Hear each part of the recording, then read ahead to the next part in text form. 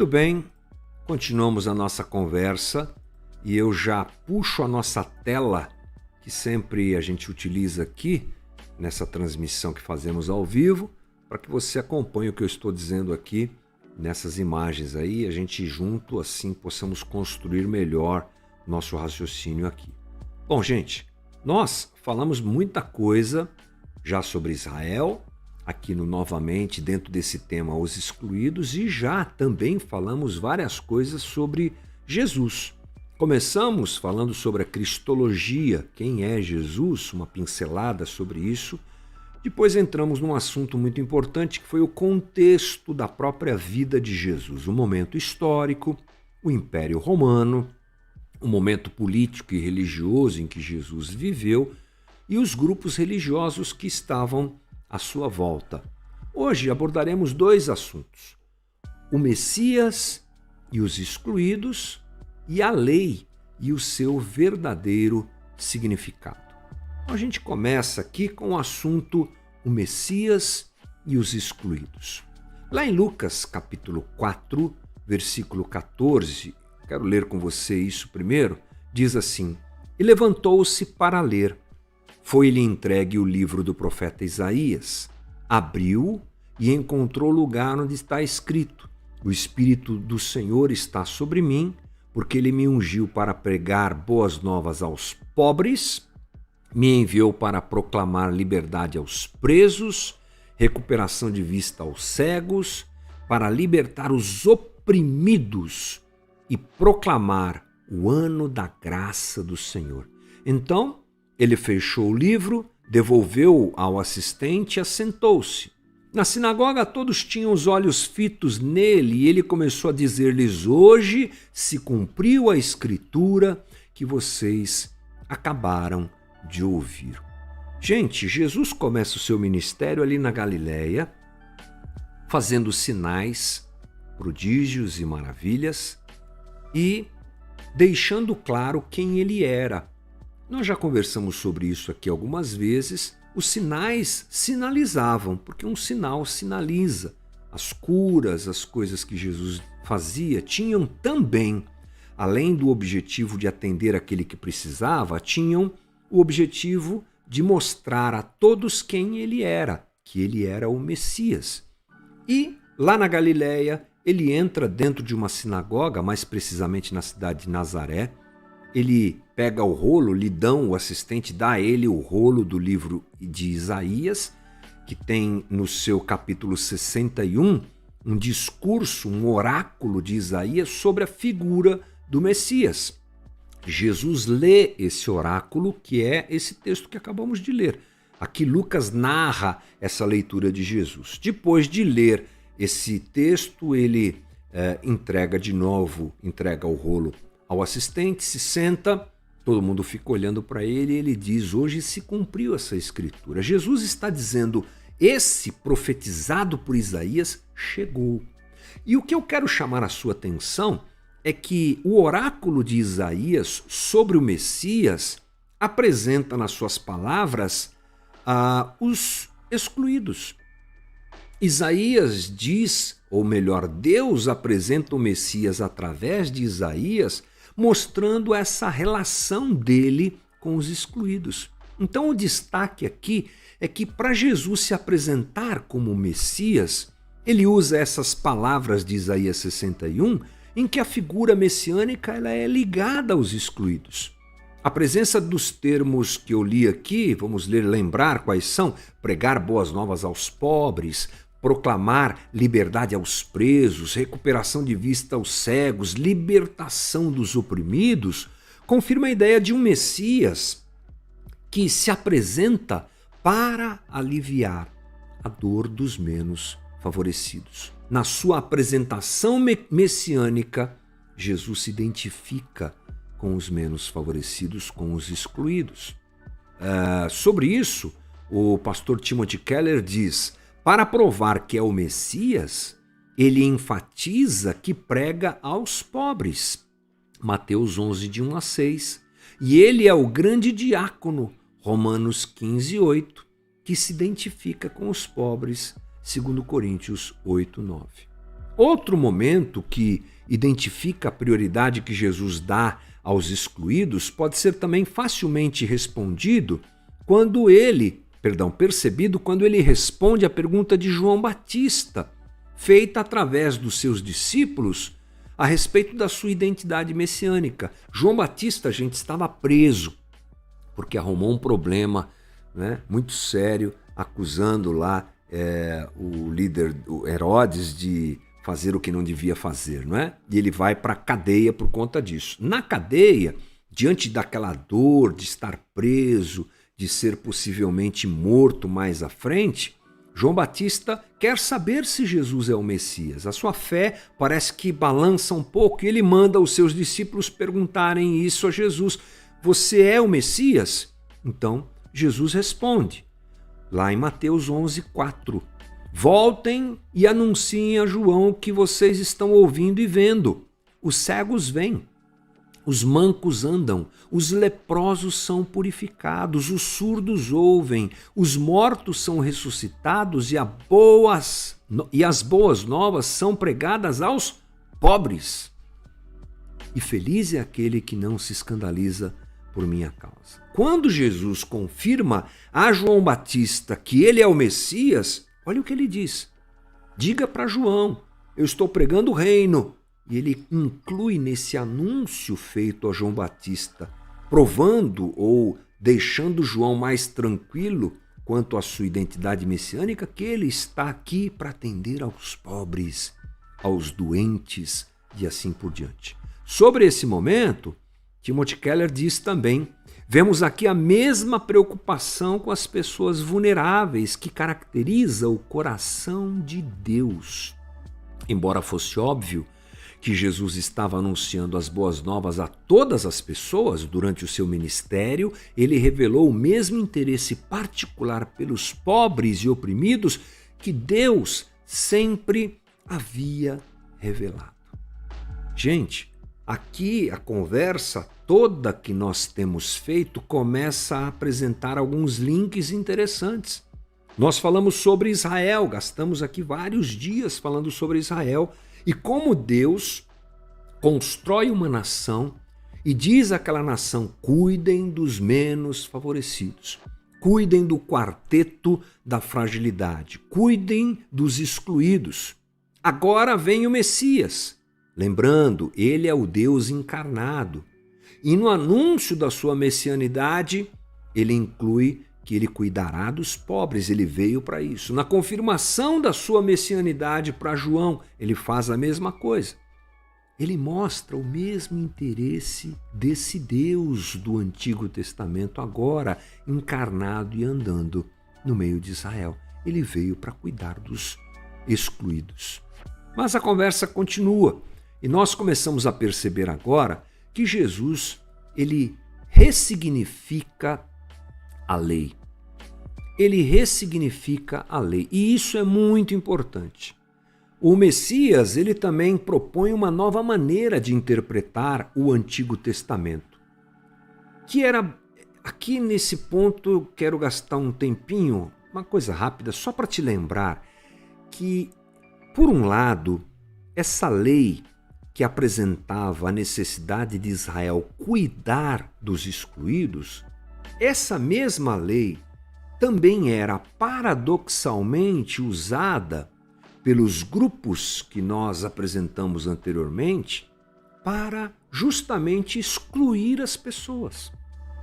A mesma lei que dizia cuide das pessoas, ela é interpretada de maneira errada, equivocada, longe do coração de Deus, e essa mesma lei serve como base para que aqueles grupos que nós citamos anteriormente, fariseus, saduceus, escribas, excluíssem as pessoas. Olha que coisa interessante.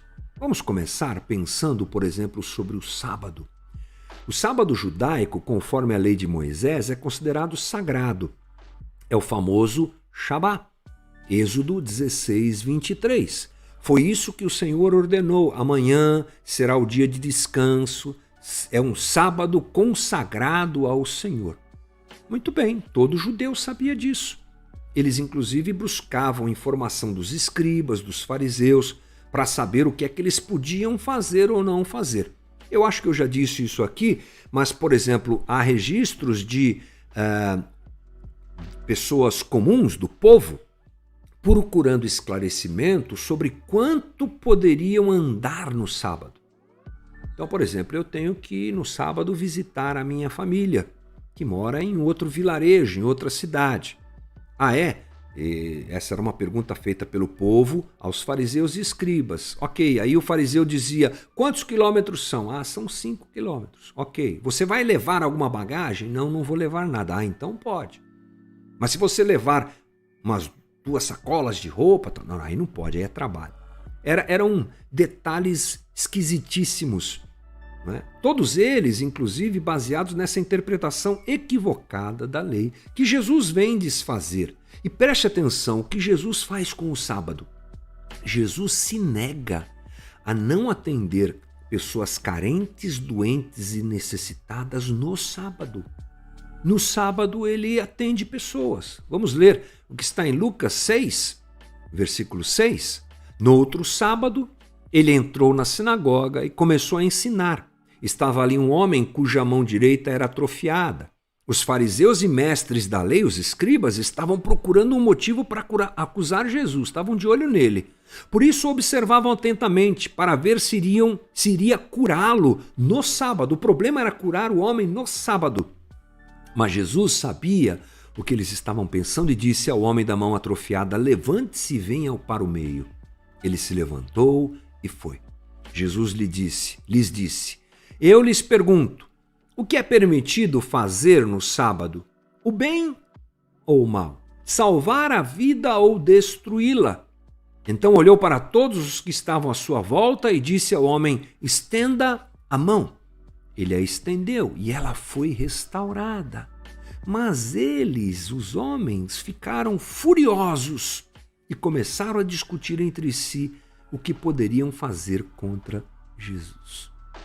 Jesus se recusa a não fazer o bem àquele que precisa, mesmo num dia de sábado, quando a lei dizia que não era para se trabalhar.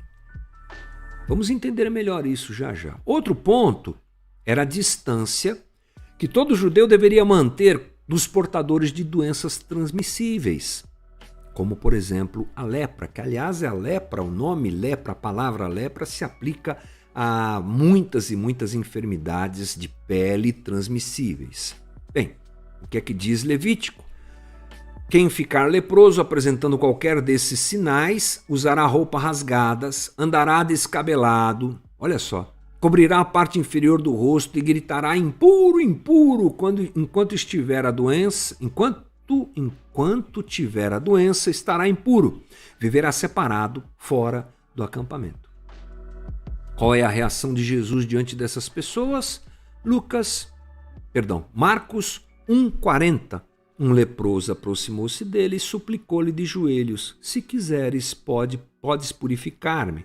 Cheio de compaixão, Jesus estendeu a mão, tocou nele e disse, quero, seja purificado. Imediatamente a lepra o deixou e ele foi purificado. Jesus, portanto, diante desses 2 exemplos aqui, ele apresenta uma reinterpretação dos ensinamentos de Deus. A lei ganha uma ressignificação. A ressignificação, aliás, o significado original, que é priorizar a vida em detrimento do cumprimento da lei, é o que tem que acontecer. Ou a lei tem como prioridade a vida, melhor dizendo. A lei tem como prioridade a vida. Jesus, inclusive, confirma isso quando lá em Mateus 11:30 diz, o meu jugo é suave, meu fardo é leve. Aqui eu quero te chamar a atenção para a palavra jugo.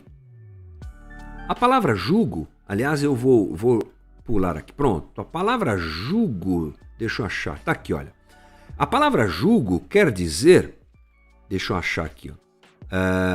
Palavra jugo no grego é palavra plerol. Palavra Perdão, tô me enrolei aqui, gente. Vou começar de novo essa parte que eu me enrolei nas minhas anotações aqui. Então, vamos lá. Jesus diz lá em Mateus 11:30, o meu jugo é suave e o meu fardo é leve. O que quer dizer essa palavra jugo aí? Uma olhadinha na palavra jugo e vamos ver o que esse especialista, o Champlin, diz. Além de se referir à barra colocada sobre o pescoço de dois animais, também significava a interpretação que o rabino fazia da Torá. Preste atenção, a palavra jugo quer dizer, além daquela canga que ia sobre os bois, o jeito que o rabino interpretava a lei. O Ed Renekiewicz, no seu livro Talmidim, confirma isso. É o conjunto de regras e interpretação de um rabino, e que esse conjunto de regras é chamado de jugo do rabino. Portanto, ao afirmar que o seu jugo é leve, Jesus define que a lei não poderia ter se tornado instrumento de exclusão que era naqueles dias. Não podia ser usada com essa finalidade. O tal esclarecimento coloca por terra a impressão de que muitos têm de que Jesus não era ligado à justiça dos profetas do Antigo Testamento. Pelo contrário, ele aprofunda o valor da lei. Ele traz a realidade do valor da lei na sua interpretação. Agora, vamos lá, para Mateus 5,17. Não pensem que vim abolir a lei ou os profetas. Não vim abolir, mas cumprir. Pronto, agora sim. A palavra cumprir no grego é a palavra pleró. Quer dizer tornar cheio, completar, preencher até o máximo, fazer abundar. Alguns até dizem que tem a ver com transbordar. Foi isso que eu escutei do meu professor de grego. Então Jesus diz, eu não vim desfazer a lei, eu vim completá-la, até mesmo transbordar. O que era um mandamento prático tem agora a ver com o coração, tipo, não matarás. Se lembra do discurso de Jesus lá no Sermão do Monte? Os antigos diziam, não matarás. Agora eu venho aqui para você dizer e aprofundar a coisa, ou transbordar a coisa. Se você odiar, já está matando. Então Jesus faz essa reinterpretação voltando ao coração de Deus em todos os aspectos, inclusive no cuidado com os excluídos. Wycliffe diz o seguinte, na época do Novo Testamento, existia uma profunda divisão entre os fariseus com a sua meticulosa adesão aos rituais e aspectos físicos do padrão do Antigo Testamento e Jesus Cristo, com a sua ênfase no significado interior e na interpretação espiritual de todos os elementos da vida. Incrível isso, né, gente? Então a Bíblia esclarece que a partir da vinda de Jesus, a relação vigente entre Deus e o homem não é mais o cumprimento da lei em si só, mas a sua graça salvadora. O apóstolo Paulo afirma, vocês são salvos pela graça por meio da fé, e isso não vem de vocês, é dom de Deus, Efésios 2:8. Então Jesus ensina que se é pela graça que nós não merecemos que o homem é salvo, assim a gente trata o outro. Assim a gente alcança o necessitado. Não tem a ver com mérito, tem a ver com amor e dedicação gratuita. E isso nós não encontramos na relação dos fariseus com os excluídos. Sobre isso, Timothy Keller diz, Jesus, contudo, mostra que os doutores da lei interpretavam-na de um modo que frustrava os seus propósitos mais básicos, entre eles, cuidar de quem precisa. Assim, nós começamos a perceber juntos aqui, gente, qual é o coração de Jesus para com aqueles que são excluídos, como ele vai cuidar dessas pessoas, como ele vai combater essa interpretação equivocada da lei, que deveria ser usada para proteger as pessoas, mas é usada para excluí-las. Assim, a gente vai construindo melhor o nosso pensamento. Valeu, gente. Esse é o nosso Novamente de hoje.